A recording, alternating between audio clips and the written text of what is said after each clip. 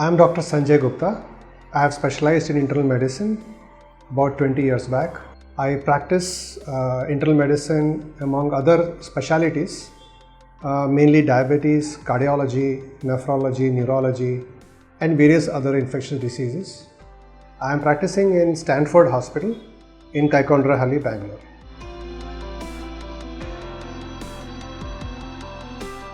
The symptoms which a young man around 30 years of age can experience also looks to be more varied.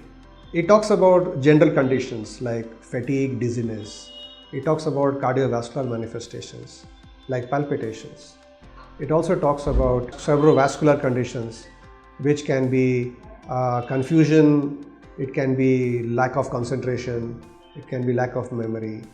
So if these things are going on in a 30-year-old individual, then it can be a sign of anxiety by itself.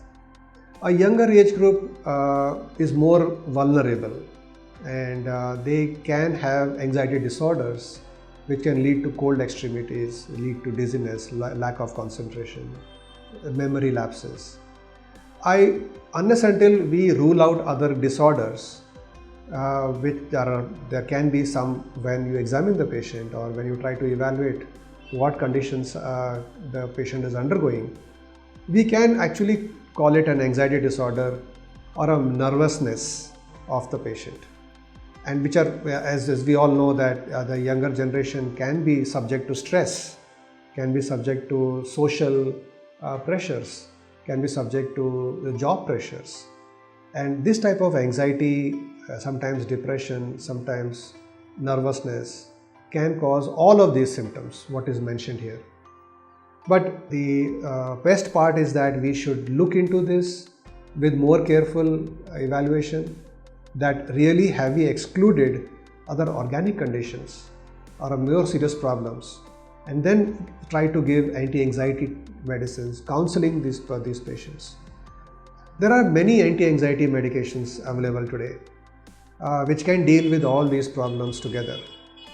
And there is no such clear answer that anti-anxiety medications are foolproof methods to deal with these symptoms. So sometimes the dose is titrated, sometimes the category of the anti-anxiety medicine is changed, trying to see what is the good fit for this patient.